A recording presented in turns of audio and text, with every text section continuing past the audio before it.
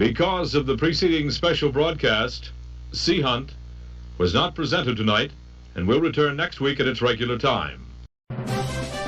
Word Balloon is brought to you by the League of Word Balloon Listeners.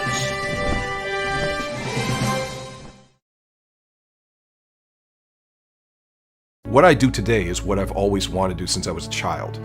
But what I didn't want to do was things that would be less stimulating, things that seemed more average or like, oh, I don't want to have to draw commercial content. Well, that's a great way to toughen yourself up, to get better as a draftsman so that you've prepared yourself to be usable for the artistic marketplace that exists, and then maybe you can work yourself into a position where you can do the stuff that you specifically have a passion for.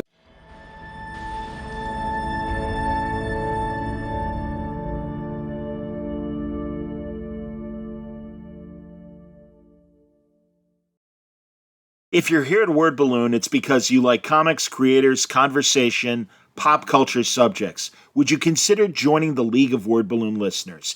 Patreon.com/wordballoon.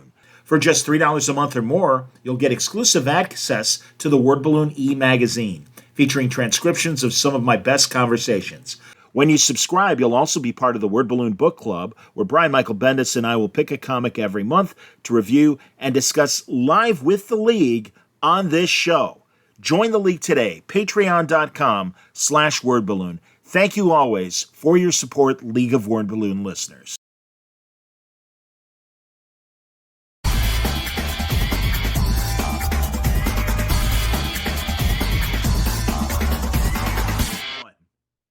David Lapham, welcome to Word Balloon. As I was telling you off the air, man, and I'm excited to talk to you. And I've been a fan for a long time, ever since I got back into comics. David, one of the first things I saw was Stray Bullets in the late '90s.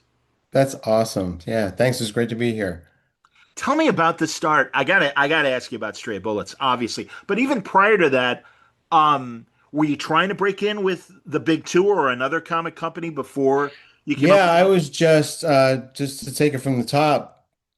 I'd always loved comics as a kid and grew up and I always drew. But I never thought it was sort of like a real job that people did. I don't know what I thought but and I thought I'd go to college and have some sort of, be an engineer, be a whatever. Um, and near the end of high school, that's where I met my wife, and she encouraged me, no, you could do this, and she really helped me, and I would do up. I just wanted to draw at that point and didn't care who it was for. So it was definitely like, let's go try and get the big two. We lived in New Jersey. Those companies were all up in the city in Manhattan. And I would draw up these little like 6, 8 page stories. And then my wife Maria, she would go make photocopies of them, and we'd write my name and address on the back of every single one because there was no like I don't think there was even email at that point. It was like maybe what 90, 91. Okay. And and I would send a batch out. We'd go to the comic book store and we'd look through like all the comics and write down the names of the editors and the companies, send it out everywhere. And what I went on a couple interviews up at Marvel where they gave me like critiques and stuff like that, and then sent me back home and disappointed. And but eventually I got a call from Don Perlin at Valiant, basically saying that they liked my stuff and wanted me to come up and like meet them and everything. And that was like, the clouds parting and the light of heaven shining down. I was so excited. I didn't, they hadn't, Valiant hadn't even started publishing superheroes yet at that point. They done some stuff. They did like, I think like, I want to say Nintendo comics and things like that, stuff that they did to get them started and make some money. Um, but I knew like because it was Jim Shooter and Bob Layton and Barry Windsor-Smith, and so like I grew up on all those guys Sure. through the '80s, and yeah, I went up and they said, yeah, we want you to come up every day basically to the studio and you're gonna like and we're gonna get you where you need to be drawing comics. And so that was at that point in my life, I was at that point I was engaged to Maria and we were going to be married, but I was sort of other than that like kind of on my own. So I didn't like I thought about going to maybe the Cubert School or college for art and whatever. I couldn't really afford to do any of those things. So this became my school. And I just Marie would drop me off at the bus every day from we were in a town called Toms River, which was about an hour and 20 minutes south of Manhattan.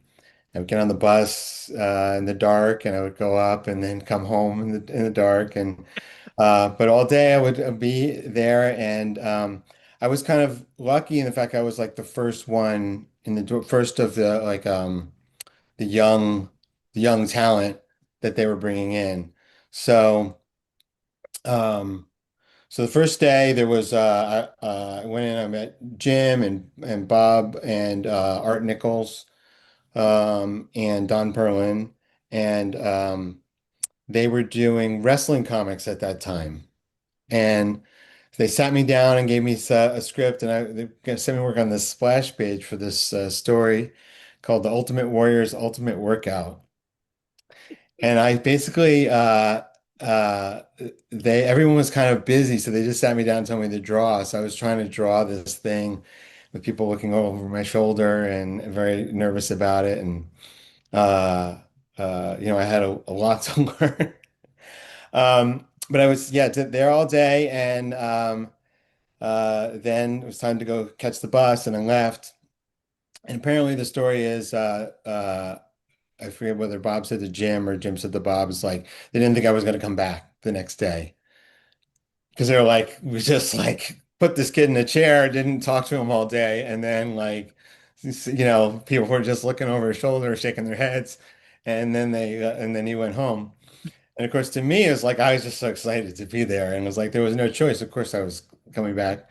So then I came back the next day. They said they were just like really happy to see me back. And that's when Jim took me aside and he started to give me sort of like, he sat me down with a Jack Kirby comic and he walked me through the Kirby comic. And this is a thing I forget, I'm forgetting, he has a name for it because he's done it with the same comic with other people. But and he walked me through and showed me all the things Kirby did about storytelling and all that, which is the fundamentals of everything. And then from then on, I went up and worked, and I worked on these comics, and they would bring in like veteran inkers um, to come and ink over me to fix up any areas where I was deficient. So I got to basically what I thought was going to be me learning, and then when I was ready, then graduate to comics, turned out to be me learning on the job. So I got paid and was able to learn, and they had safety nets for me, and yeah, and then very very quickly they because they were that was right at the time they were transitioning into comics. And they were just getting that stuff going. So they had characters like Rye and Harbinger, and Jim brought me in to work on Harbinger with him. And so immediately was jumped into like doing story sessions with him and like because he worked very kind of Marvel style where you kind of hash out the plot many times with the artist there, so everybody contributes. And then I would go draw, and then you would script afterwards. You'd have like a idea of what everybody was saying, and then they'd put the script in afterwards. And yeah, it just took off. And so I just did a ton of work, worked on almost all the different characters and books, got to create a lot of stuff. Um, and and then they started bringing other young guys. They hired a lot of people from the Cubert School, and they made up like a new bullpen, like the old Marvel bullpen. And they all did various things. Some became pencilers, inkers, colorists, and things like that. But yeah, it was a sort of a special time. Eventually, it fell apart. After I forget how long it was, whether a year and a half, 2 years. they took off, and then they had internal conflicts. They ended up selling the company, and Jim didn't want to sell the company, so he was forced out. Um, Were you there and after the sale? I was there for some months after the sale, maybe 4 or 6 months. It was a bit contentious because I was Jim was my like mentor, so I was more on his sort of side of things, Sure. and and everybody else was like, I mean, I can't speak for how they actually felt inside, but obviously they all profited, you know. Um, Yeah. and So, and eventually, like, it just got too weird kind of to be there. So, that's at that point I left and did some freelance work and eventually hooked up with Jim again, uh, in what became Valiant, I'm not Valiant, Defiant, which was the second company, if anybody remembers Defiant. Sure.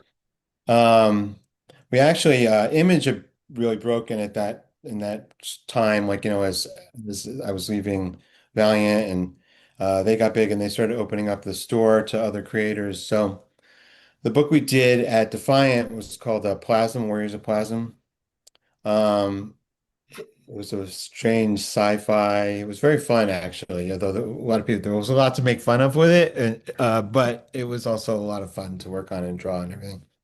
Um, and that was a concept. I think Jim had the initial concept and we were developing it and we were going to do it for Image. But then he got financing to do a new company that became Defiant and brought both Maria and I in as partners, and we had like a small stake in it and everything Oh, like wow. that. And we all worked really hard to try and make it go, but ultimately it didn't work. Didn't work out, and the company went down.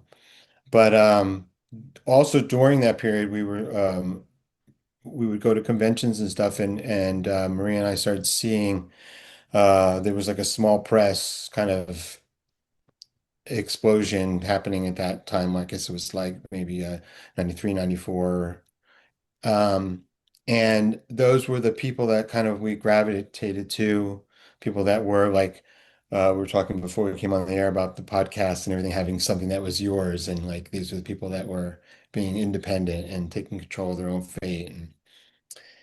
And we started dreaming of that being like our next move, you know? Um, and but at the time we were at Defiant, and that was where all our friends were. We were a close group with Jim and Janet Jackson and Deborah Purcell and um just a lot of all the artists and all the office people. Like we knew everybody. We hung out socially with everybody, and we were invested in the company. So the and it made it harder because the company wasn't doing well. Like if the company was doing gangbusters, we might have just said, okay, this is great, everybody's doing great. Well, we're going to step back for a minute and do our own thing. Um, but yeah, the dream was to sort of turn around Defiant and then do our own thing. And sort of what happened was the ship went down.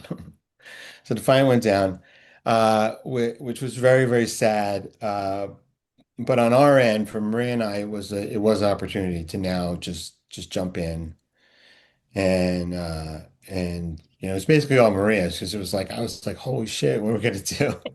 Can we curse on No, you can swear. It's cool. Okay.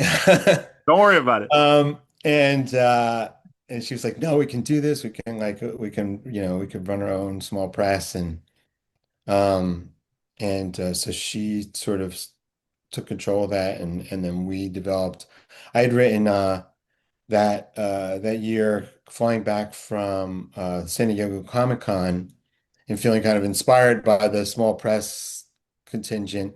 I wrote a story, a short story, like a single issue story. And I thought that would be like our first story that we would do with our own company. And it was the story that became Stray Bullets #1 about the two hitmen with the bodies in the trunk. And that was the basis for Stray Bullets. And So we started the company and we leaned on some of our friends that we worked with at Defiant, like Janet Jackson came in and colored covers for us, and another guy we worked up there, a great designer, Joe James, who's a penciler and a designer up at Defiant, and he did some logo work for us, and specifically the El Capitan, which was our imprint. He designed that. Um, and yeah, we just did it. And we developed the concept based on that first comic. And then Marie and I came up with ideas for other stories. And first they were just standalone different stories. And then we're like, this is cool. Can we really make a go of it doing like a anthology type of comic? Are people gonna keep tuning back in if it's something different, completely different every month? So then we hit on the notion of, well, let's make it them the different stories, but then find ways to link them, which is the crux of Stray Bullets, you know. Yes. Um, and so that's sort of how it all began and took off. Well, all right. Your words have inspired questions, and let's Okay. first of all, I am curious. So, was crime always like what you really wanted to do? Crime comics? Um, I think so.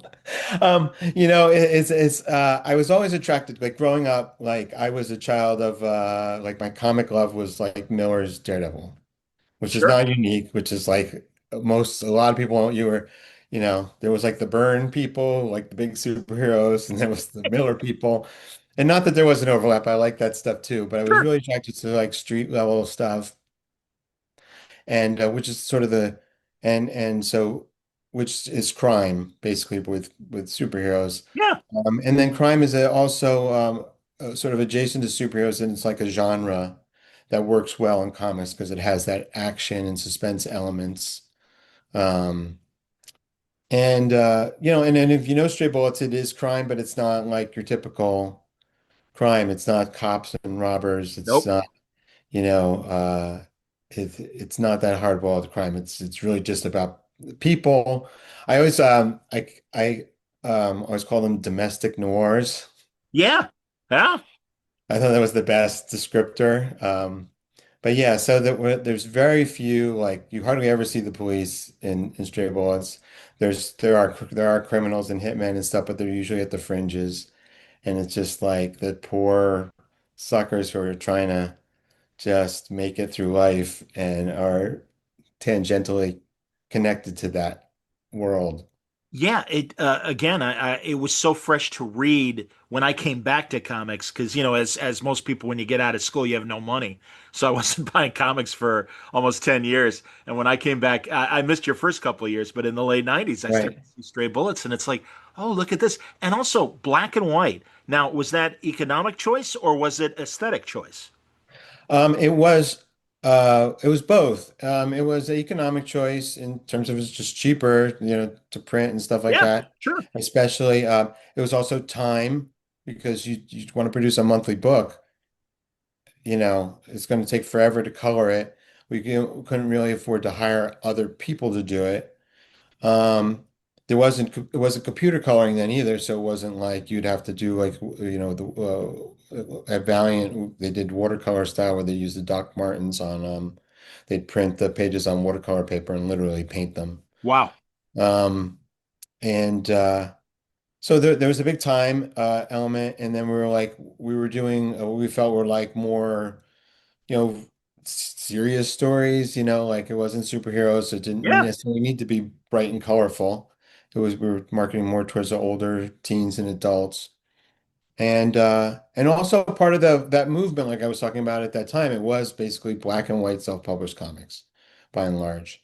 And even the kid ones, even like Bone, which Jeff Smith's Bone became huge at that time and Sure. black and white, they did color later, but um and and there was also that thing of like I developed a lot of different skills on the art side, which was my domain with drawing and inking and then in lettering.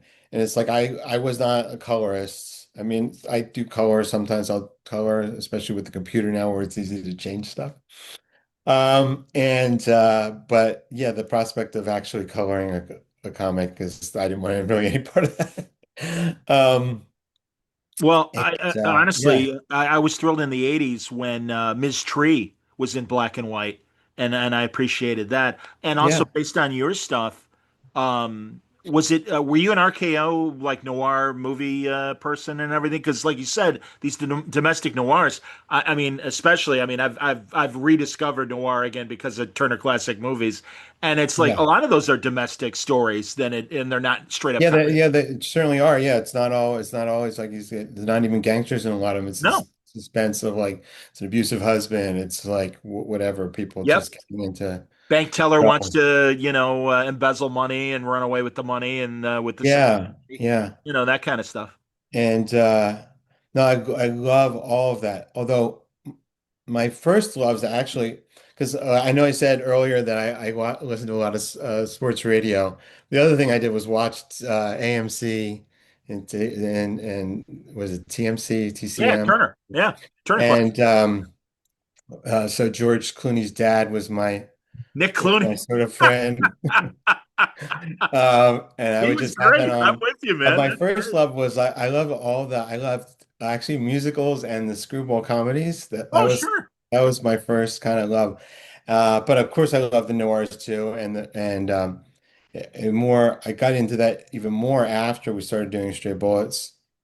Um, so yeah, I'm a huge old movies are the best, and new movies have a lot of proving to do to hit that bar for me.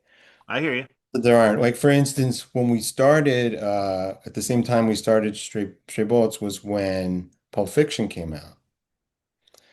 And I think it came out just months before we started before we started. And that just blew my mind, the Pulp Fiction and the Reservoir Dogs specifically.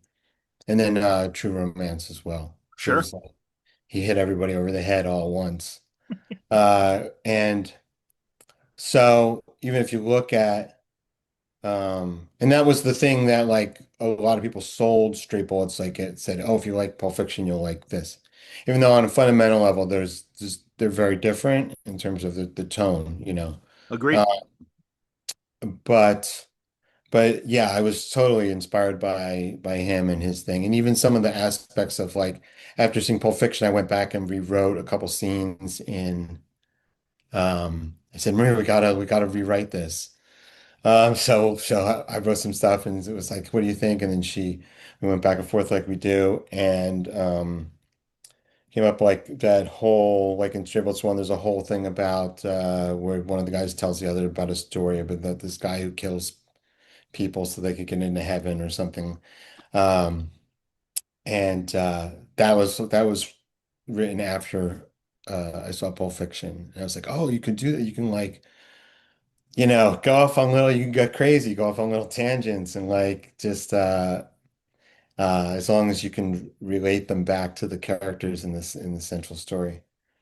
But anyway, yes, so going back to the original question, yes, it's a huge fan of old movies and noir and um definitely that's a lot of the same vein. Did you ever listen to Old Time Radio and some of the detective shows and crime shows that they did? Um, not a lot. It always sounds like a great idea, but I've never sit down. I've written some Shadows, I've written some of the Harry Lime, the Orson Welles stuff. Sure. Love that show.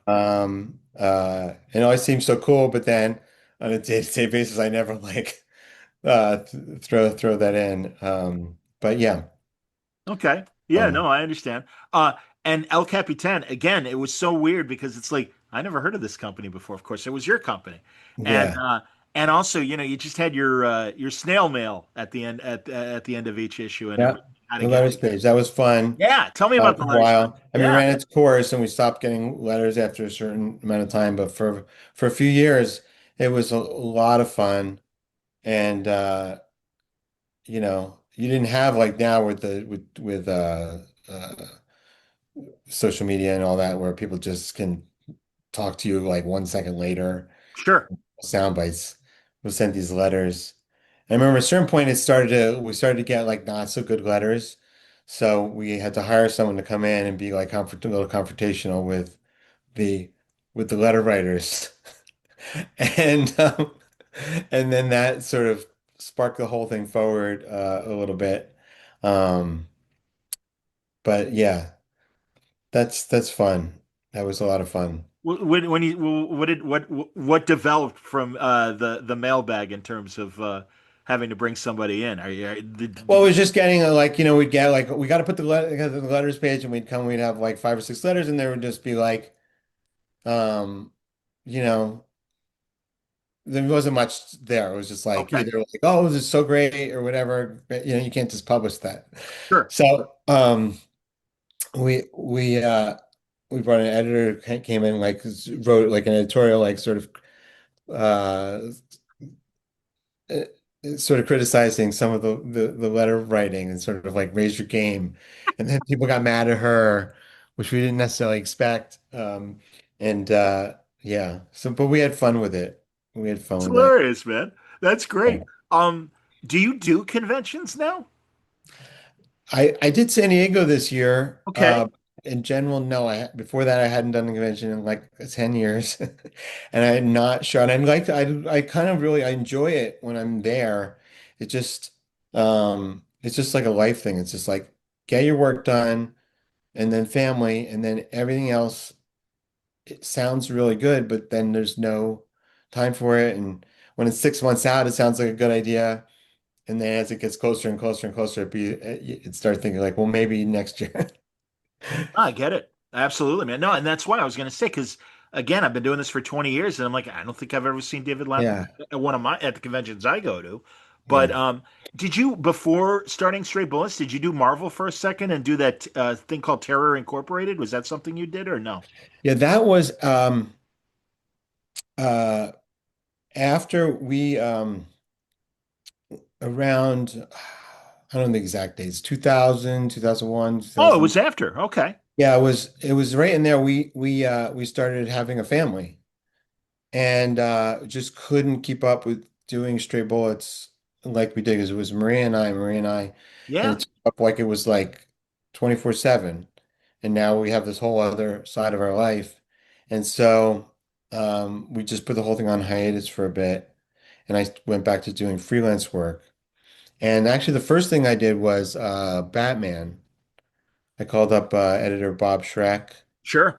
and he was at DC at the Batman group.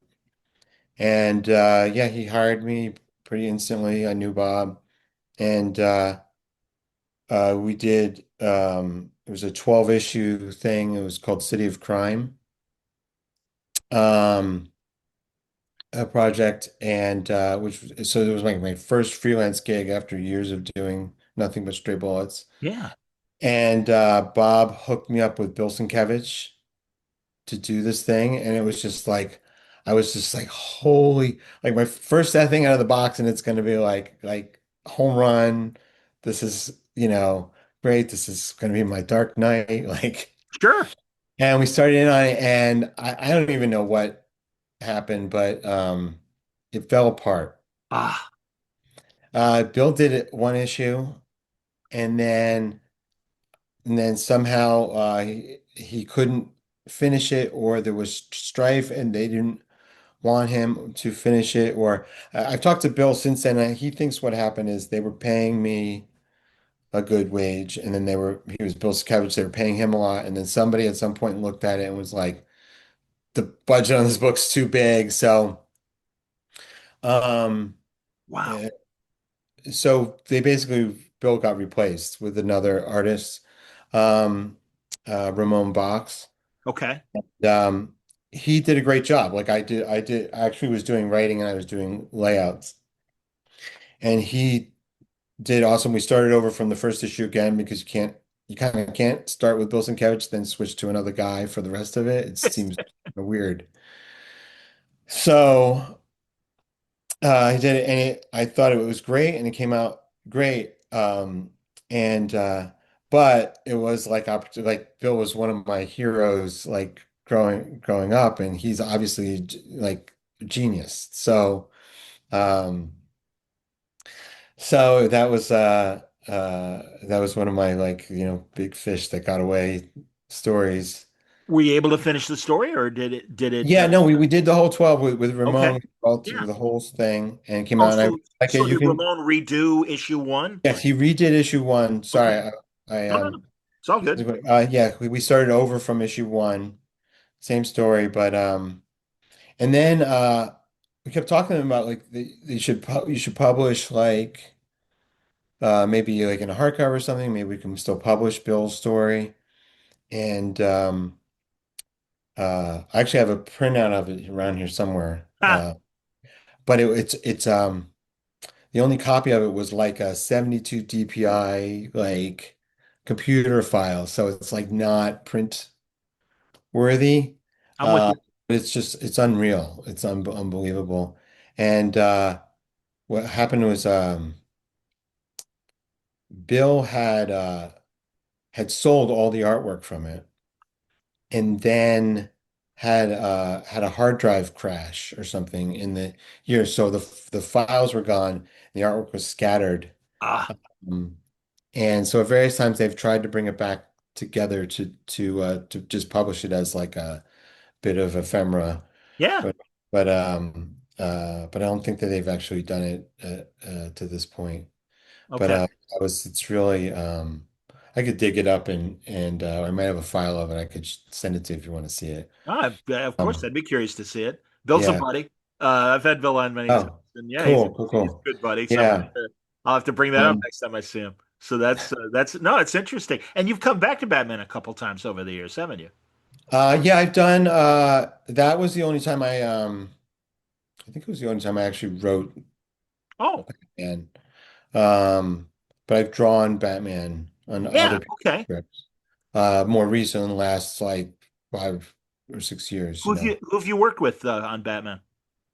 Um, I work with Michael Rosenberg, um, and I'd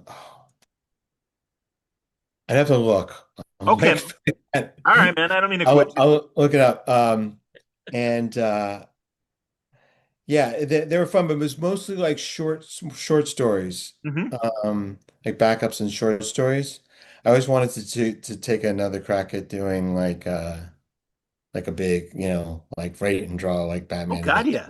That'd be a lot Well, of fun. I would think, honestly, your stuff, and I mean this in the best way, has a Mazzucchelli kind of quality to it that I Right. think would absolutely fit a street level Batman story or whatever you wanted to do with Batman. Yeah, no, I agree.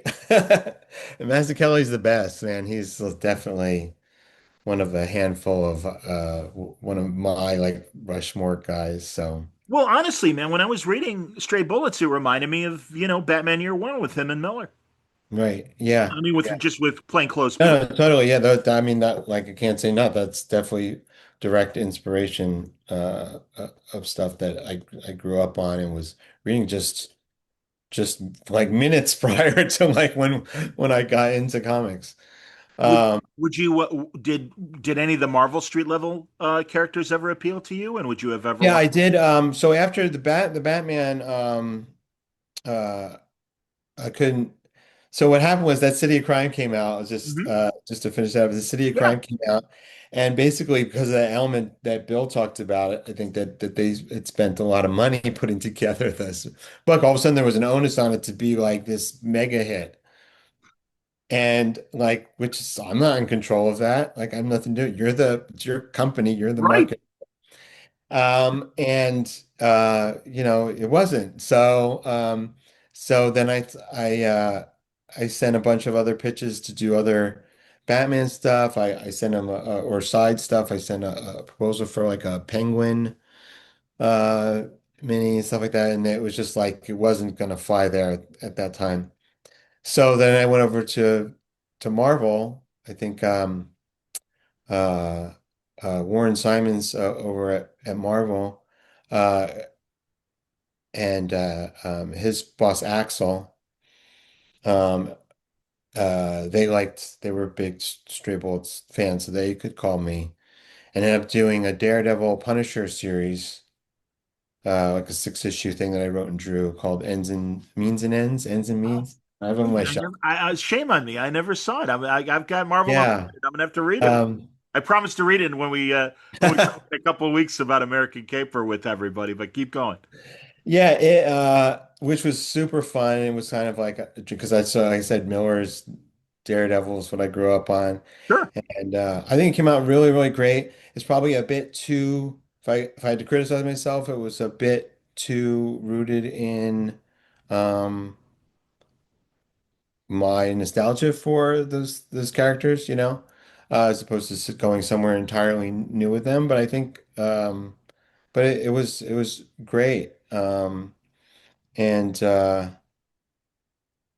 um, Did you feel they were too precious to, put a bigger spin on it than what you were used to reading back, when you were reading it? Is that what you're saying when you say that? No, I don't, it's just to what I came up with my conception of the characters. I mean, maybe if they had hired me to be like on the like a regular series thing, I would have maybe stepped back and should also say, and especially yeah, like I doubt like if I was reinventing something, and Maria wouldn't let me. We worked like let's just say like all of the stuff like on Stray Bullets, we obviously clearly worked together. Like on almost all of this other stuff, we worked together on it too, even stuff that she wasn't credited on, which was kind of dumb of us to do it that way. Then because uh, everyone should get credit for what they do, but yeah, like I think we would have pushed to be more out there. I don't know, like you read it, you tell me, like Promise like I'll tell you. Yeah. it's a long time in the past, so I look at it and go, Yeah, oh, it's this is true. good. I That's a good like put it. this was fun, uh, and I'll check it out. But tell me, so yeah, no, keep going. Forgive me, and then I'll yeah. ask. Oh, sorry, I'm sorry, and that Oh led no. to doing like Terror Inc. Okay. With Pat Zerker Oh sure. and I wrote Wolverine, which which was I don't know if it's David Aja's first comic or Wow. first superhero comic or it was first something for him. Wow. Uh, Yeah, I'm a big fan. uh, I see a it's similarity again with your style of art and David's. yeah, yeah. Obviously, he's got a big Mazzucchelli influence and other things, especially as um, the first thing I did with him was a Wolverine story. It was like a giant size issue. It was like a kind of a horror thing. And I think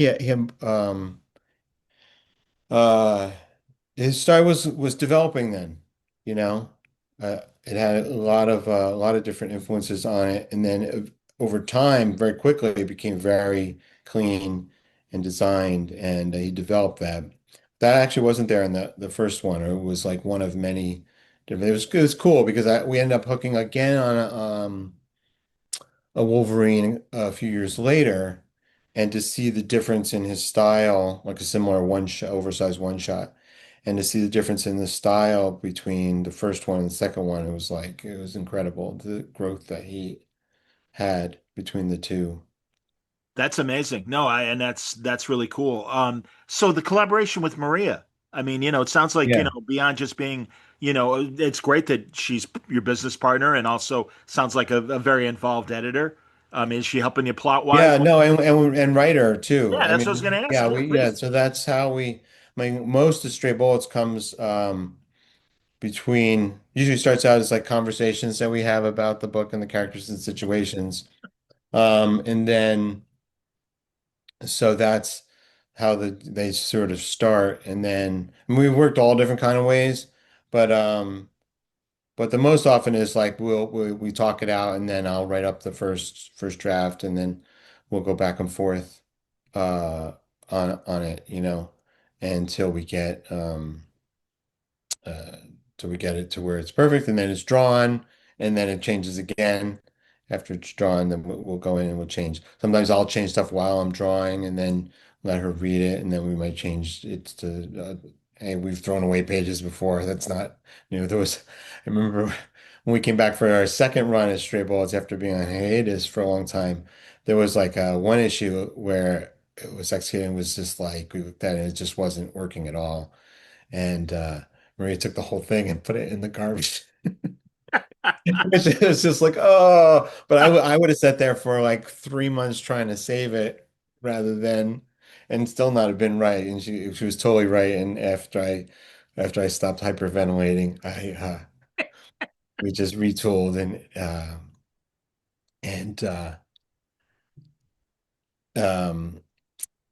and then actually was it made one of our favorite issues ever Okay. of once. Oh, wow. So when we came back for with Image, it was the first arc we did was called Killers.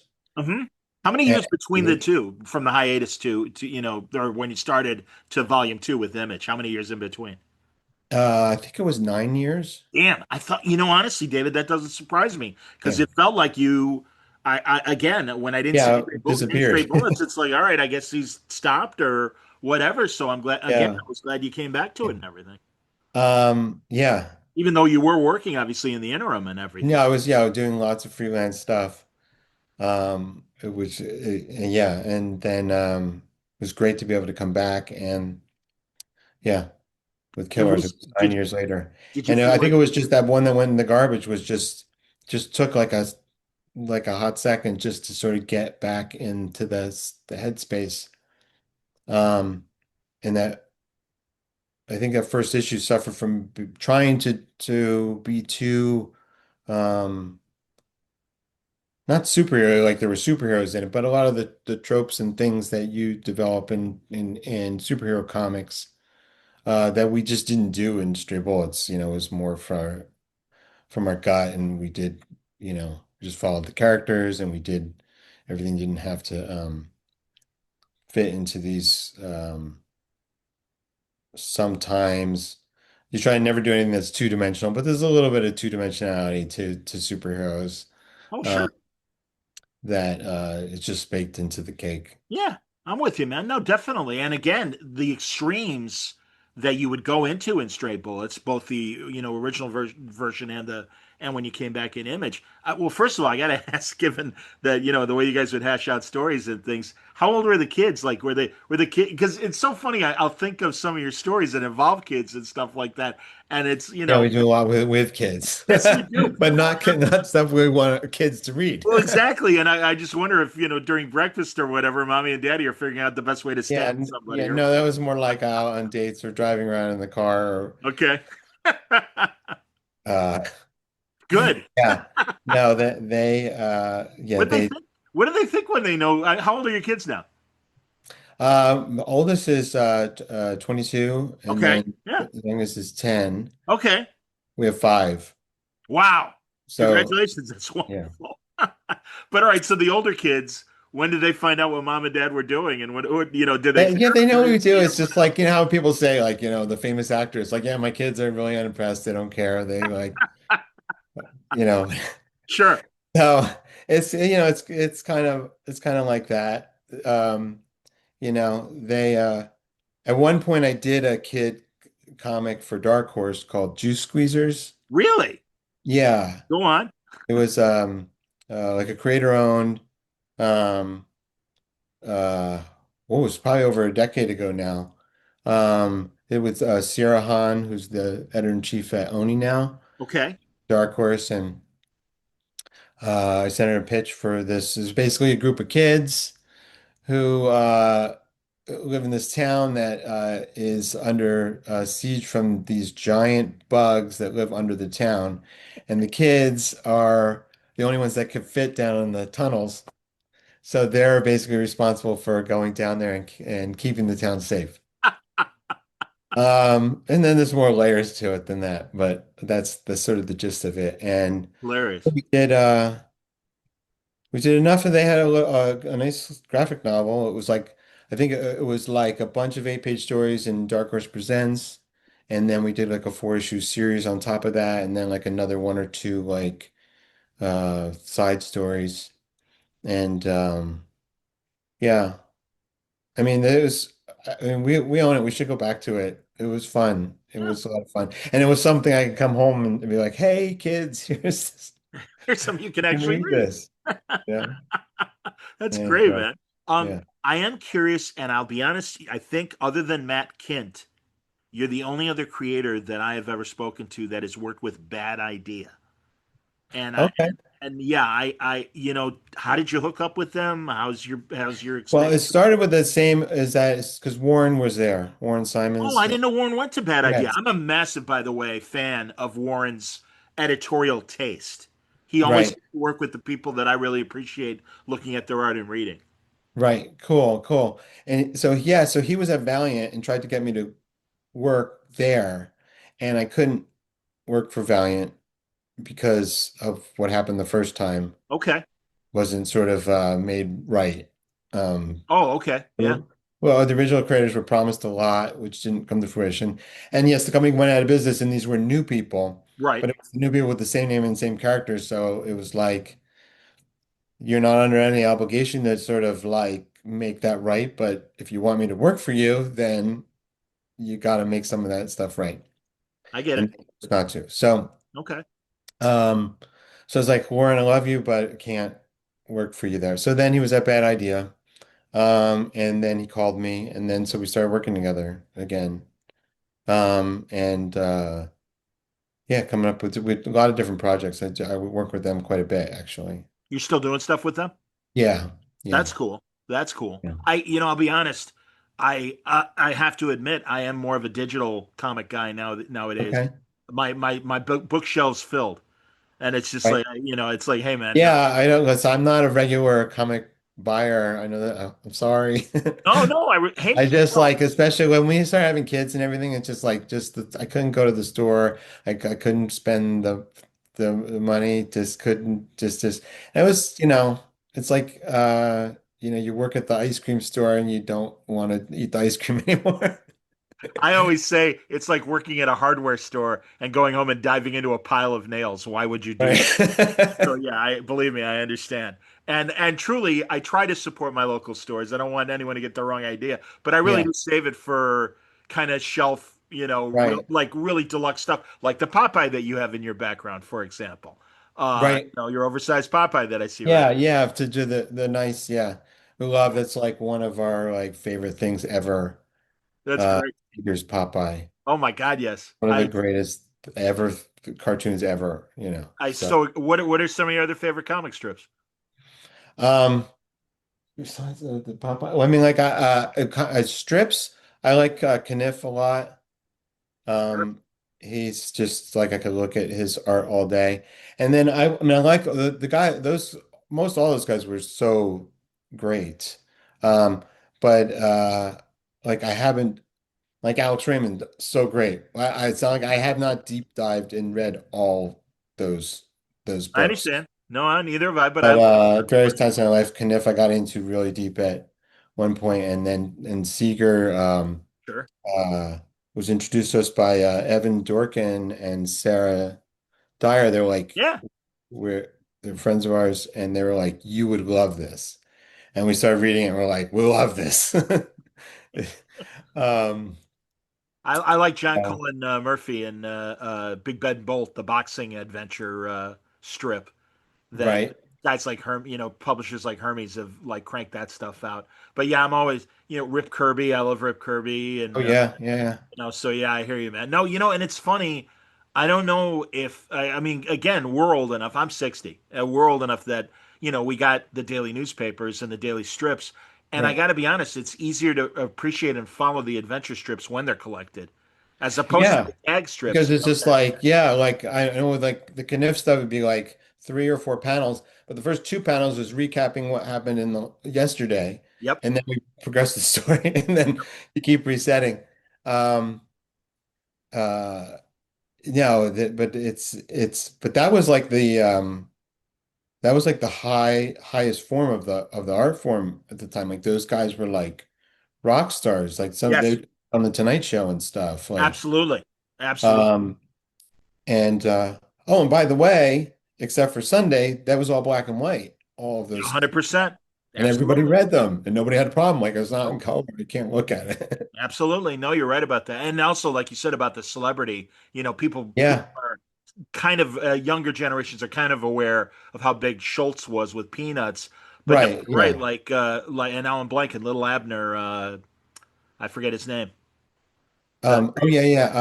Al Cap or not? Al Not Cap. yeah, it was Yeah, Al. yeah. Yeah, yeah, We had yeah. all those. I never got into that as much, like Well, with the cry with the oh yeah, oh, Daisy there. Lou and crying. Oh I'm yeah. like, that was a little bit No, like, I'm with you and everything. And also, my God, that expose of him, who the hell knew what kind of monster he was? right. Yeah, But, yeah, and it's pretty interesting the people that exposed him.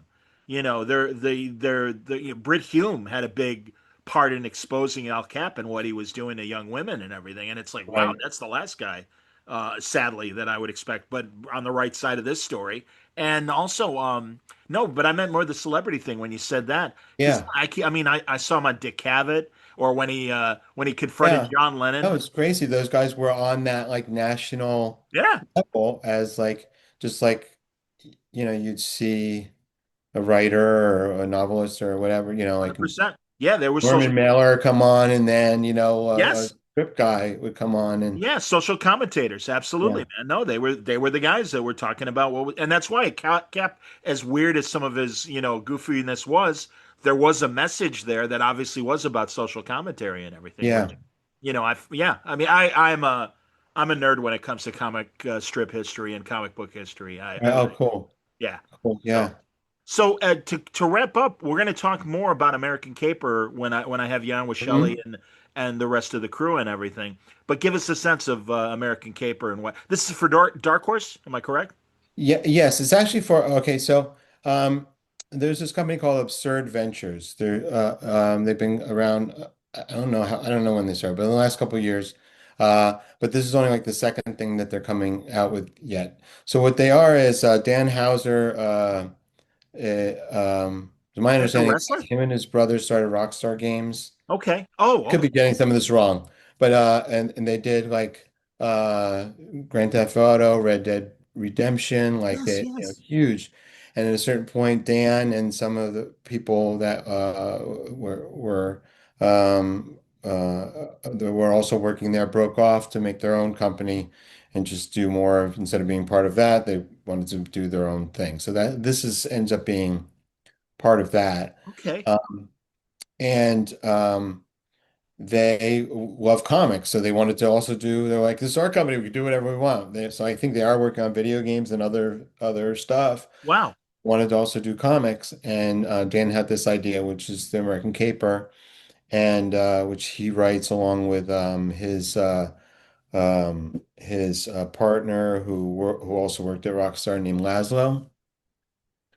Um, and um, and they end up hiring Shelley Bond, Shelley, and then Shelley called me up and brought me in, and then they have another artist because I do like sort of breakdowns like rough pencils, Yeah. and they have Chris Anderson who was a storyboard artist, and Dan and Lazo really liked his style, so they brought him in as well, and so we are sort of a team. Um, and he's doing sort of he comes over and he pencils especially the characters a bit over me, and then he does the finishes and the style of it. So anyway, that's a long way around. So basically they brought Shelly brought me in, and so and then as we've been working on it, then they made a deal with Dark Horse to for them to be the publishers of the book. Okay. And uh and then so we also work with Daniel Chabin over there. Sure. So we have two editors, Shelley and Daniel, which is great. And I've worked with both of them over the years. And but it started with just sort of this like it was like Dan, but Dan's also very busy, so it's a lot of it is Laszlo, Shelley, and myself, and a lot of Zoom calls, a lot of talking story, and then we get Dan in as much as we can, and then Laszlo sees Dan every day, so there's a lot of go-between. But and we've been crafting this comic um, for the last year. And it's pretty ambitious on their part. It's like this sprawling piece of Americana crime story. Um, there's a ton of characters, and they're hopefully we get to do the whole thing because they have an ambitious. It's like three parts, three 12-issue series, Okay. and right now we're doing the first one, which takes place mostly in the state of Wyoming, Okay. where all of these rich billionaires have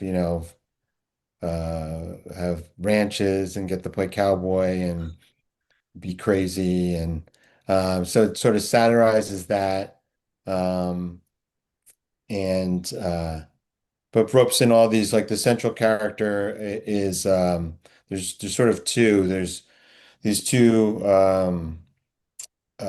families that live next door to each other, and one is kind of like transplant from like Chicago, I think. I think it is Chicago.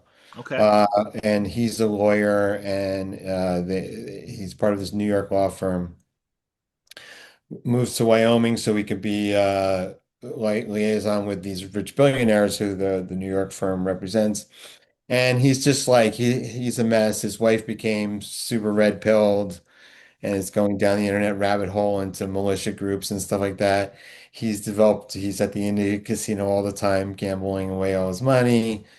It's just a mess, and he sort of narrates it, and he's he's our main character in terms of he can sort of see the hypocrisy going on all around him, and he comments about it, but he's also part of it, and he's also under the grip of his vices.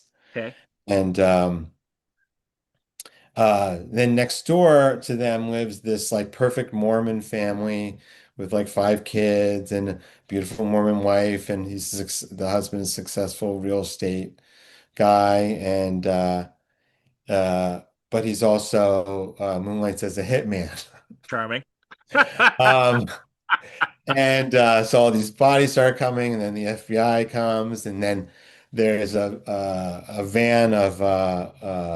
van full of migrants and escaped convicts that crashes in the town, and all these people disperse into the town, and they all have their stories and a lot of Interesting. and then everyone just starts running into each other, and then there's elements of this that carry, and hopefully we get to do the rest of it, depending on how people like it when the first one comes out. But there's another segment that they perceive happening in New York and Brooklyn, and then another down in Tampa, which is sort of there's a larger story involving drug cartels and evil billionaires and stuff like that in the FBI that connects to all these places. Are you Uh, co-plotting? Are you co-plotting this as well as doing the no- break? not I'm not co-plotting, but they do like it springs from Dan and Laszlo, and I'm not Hmm. quite sure Laszlo would have to speak what what the how their dynamic is. Sure. But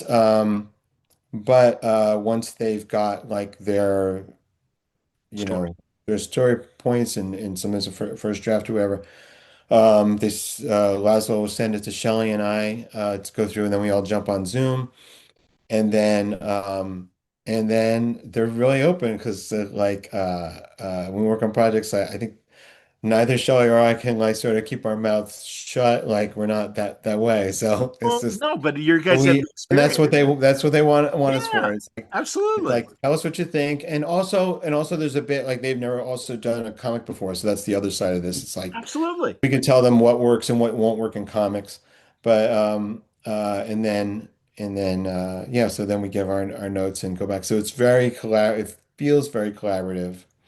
Um, and and then yeah, and then they'll give us. Then we get like the final script, and then I'll go and I'll do thumbnails of it, and selfishly, like that's sort of the fun part for me because that's sort of like where I can sort of put I get to put a little bit of a stamp on it because as it's and this is what I do in all my work when I whether it's I work for DC or Marvel or Dark Horse or whoever, it's like uh um if I'm doing the art and laying out the storytelling and something feels natural, like we need to I don't change story, but there's story within story. There's all the little bits and things like that, and how Sure. things are told, and how panels are arranged. And uh, so in the thumbs, I get to come in and say, "Hey, what about this?" And I can play out different things from them, and they're the final arbiters. But like, and I can just say, "This just feels natural. What if we go a little bit this way with the scene?" And it turns out this way, and they're like I said, they're super collaborative, and they'll like, oh, we really like that, and they're like, oh, we think that's a bit too far. What about this? Um, so yeah, it's a fun collaboration because it's most collaboration in comics is you get a script from someone, and everything's either it goes through the intermediary of the editor. Or it's just like you go and you send it in, and then if they want some changes, they'll send it back to you. And where this is very alive and we do a lot of back and forths and everyone's very available. Like if I'm in the middle of something and I'm about to draw it and I'm not sure, like I could just text Shelly or text Laszlo, and they're will communicate right with me. And so it's a really fun process. Is it Uh, a is it an and I only use R because I think adult. Is it yeah, an R-rated kind of I would comic? definitely say it's R-rated. It's got yeah, yeah. Um, Good. And that's always difficult in comics. Even when you do straight bullets, it's like you'd say you always have to call it, well, it's adult, but not adult, Right. Not porn. It's Because not porn. as soon as you say adult, everybody thinks porn, Right. I'm right? hip. But if you just Well, say you have comics, everybody thinks kids. right. So I don't know if it's still the same, like my perception of but I know in the 90s, the perception was comics are for kids. The landscape has obviously very much changed. Absolutely. And what kind of pushback did you get? Because Straight Bullets was not afraid of violence and not afraid of sex. Right. So that's good. Yeah. And did you have any? Were there stores that wouldn't carry it or anything because it was too? And also, David, forgive me because I am going back. But when you were out on your own and everything, how did you? Because you didn't have a company backing you. This was just you and Maria and everything. So Yeah. how did you approach stores?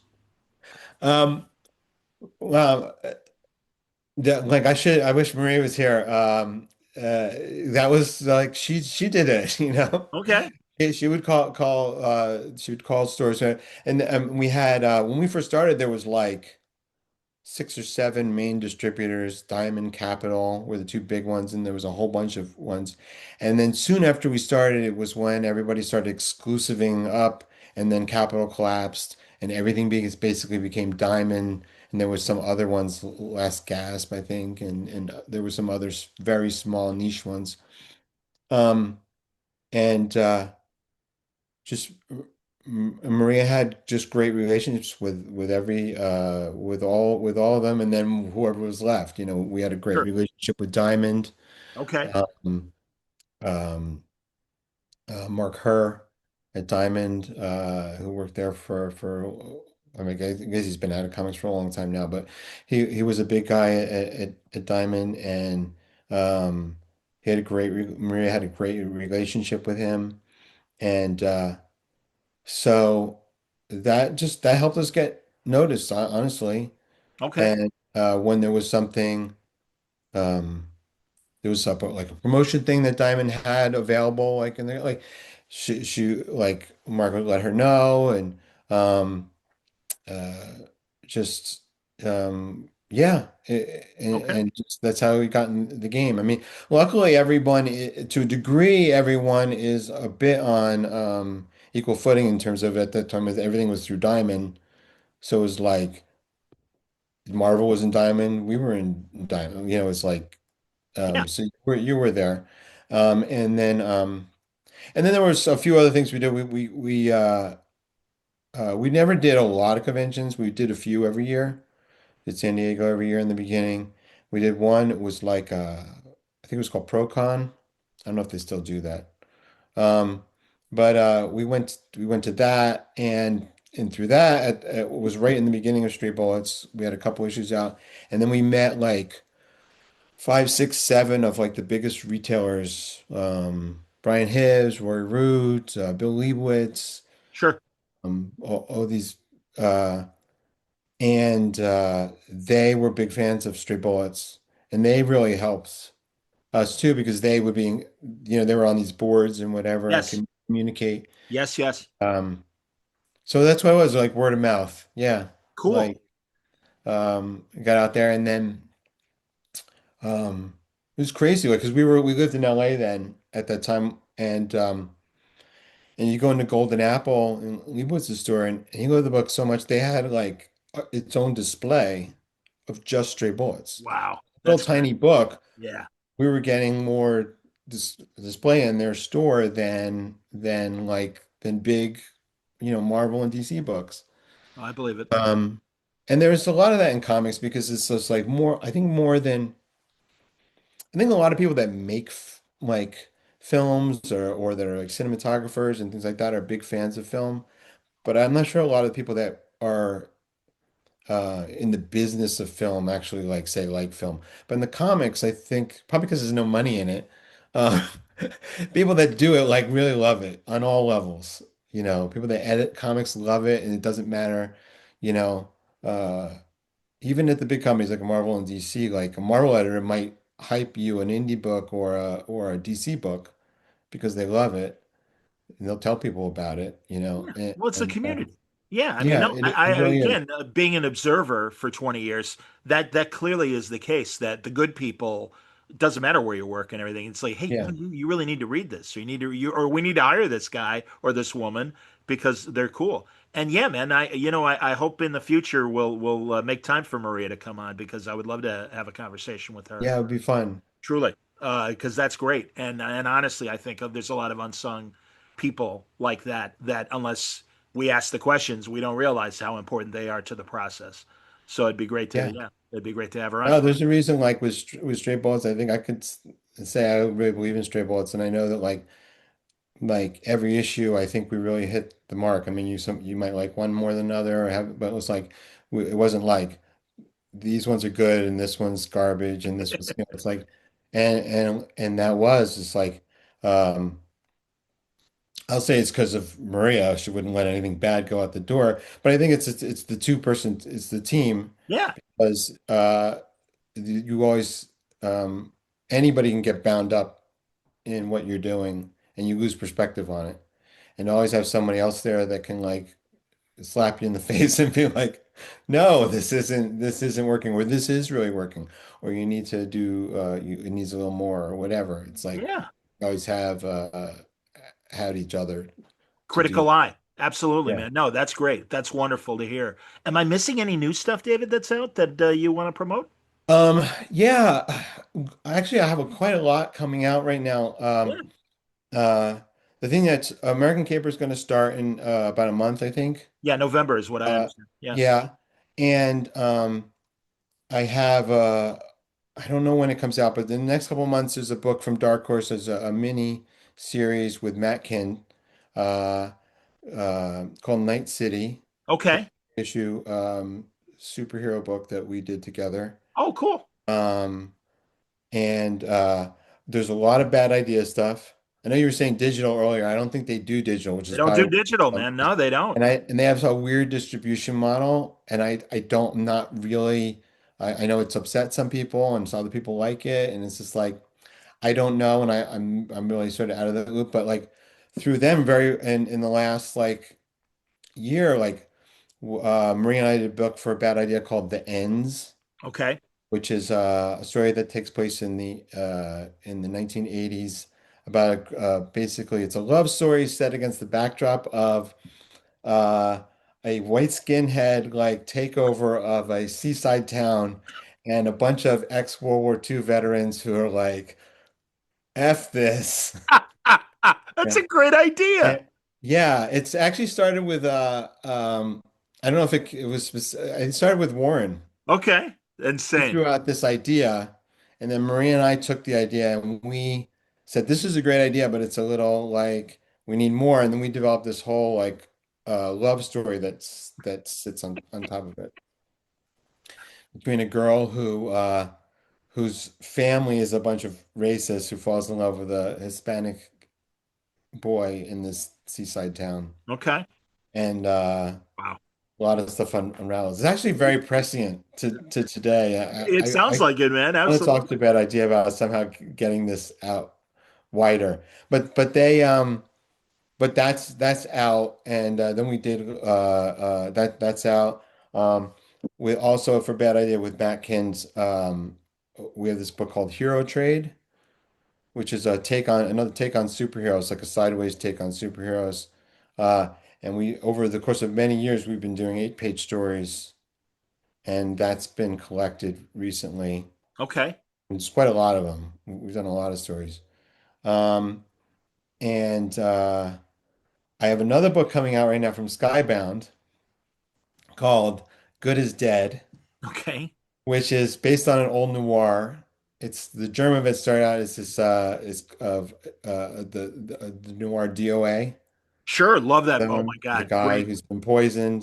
24 hours. So this is Killed him. Yeah. it's a 12 issue. Well, it's coming out as 6 double-sided issues, but when we did it, it was 12 issues. Okay. Oh, wow. A noir story, uh, and yeah, it's about a sheriff in this Canadian border town where the town is basically the power of the town is controlled by there's one bridge that goes across to Canada, and it's a remote town, so everybody works over in Canada, like, and so the rich family in town basically owns the bridge, which means they control the town, and then and then the Shit sheriff happens. is poisoned, and then all of the stuff unravels, and then there's it's a little Twin Peaksy, it's a little Oh, it's a lot of crazy characters, different than the American Caper, which is more satire. This is more serious. okay.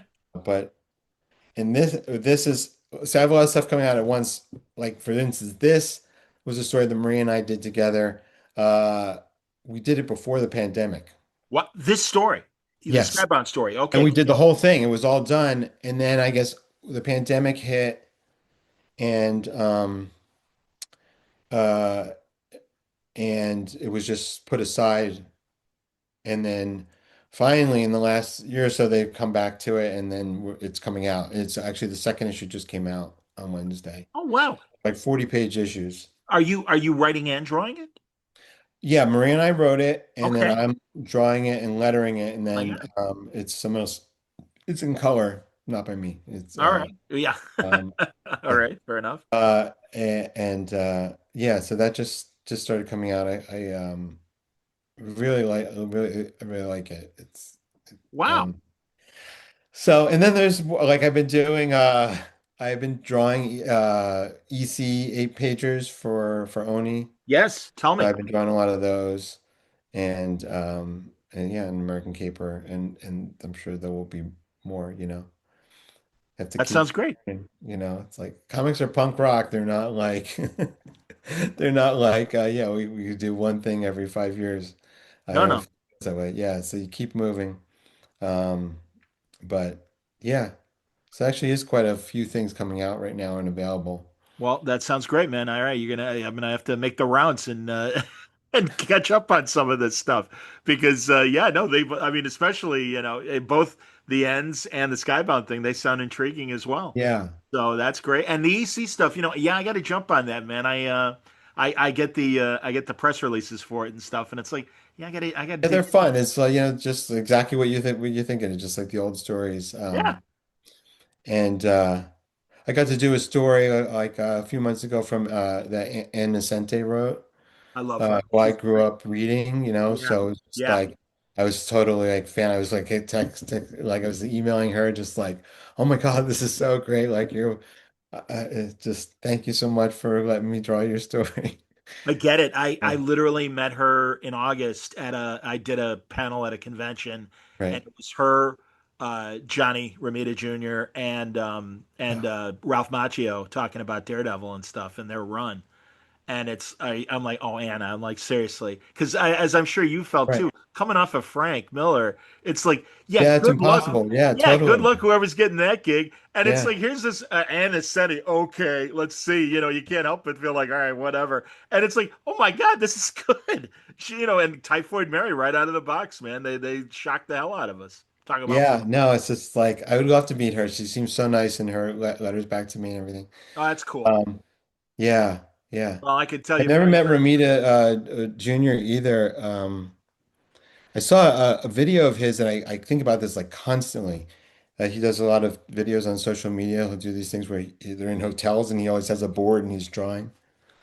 He was drawing some Spider-Man page, and he finished it, and he described it as like he described it. I forget the exact wording, but basically he described drawing as like as a puzzle that he figured out. Like he figured it out. And I always think about that now when I'm drawing. It's like to put together a page. It's like Yeah, it is kind of like a puzzle. Like composition, trying to absolutely. put this thing together, and then all of a sudden it clicks, and you're like, oh, I got it. It's good. Like this I don't know if you ever saw it, but in the late 70s, they made a Canadian television show, made a documentary about DC and Marvel, and they pointed to that one page of Neil Adams, a Dead Man page, that right. all the panels, if you just step back and look, you realize they form Dead Man's head. And Oh, cool. it's so cool. Yeah, so I get it. And no, I think it's the good storytellers are very aware of page composition. So it's great that he was talking about that, and I can absolutely see the puzzle analogy that you guys are talking about. So yeah, pretty cool. Yeah. Very cool, David. All right, I'll let you go. My God, Yeah, I this is great. This is like well, awesome thanks, stuff David. It that means comes a out. lot, honestly, man. And really, again, longtime admirer, and it's so great to hear all this new stuff. I'm taking notes, and I'll catch up on all the other stuff with Oni and Skybound and the other Dark Horse thing. But we'll talk in a couple weeks about American Caper with the rest of the group. Sounds great. See you then. Thanks for having me, or Okay. thank you for being on. Thanks for having me, It David. talks too much. It's like now it's become my show. How Not at all. This is terrific. about those Bears? Oh, I'm so upset. Because I'm actually a big Washington fan. Oh, I'm sorry, buddy. Yeah. It's a close game on Monday night. I hear you, man. I don't mind. So many. We had 25 years of being garbage, so Snyder. I know, I'm man. just so happy right now. Yeah, honestly, I swear to God, although I haven't seen him in 20 years, but in the 90s, I was good friends with Ron Rivera when he was with the Bears still. Oh, And sweetheart of a guy. yeah, he seemed really nice. It was just there was no way like you have an owner like that. Nobody, yeah, Joe Gibbs couldn't do it. Mike Shanahan couldn't do it. no way. Nobody, everyone. They used to describe it as you come in clean and you leave dirty.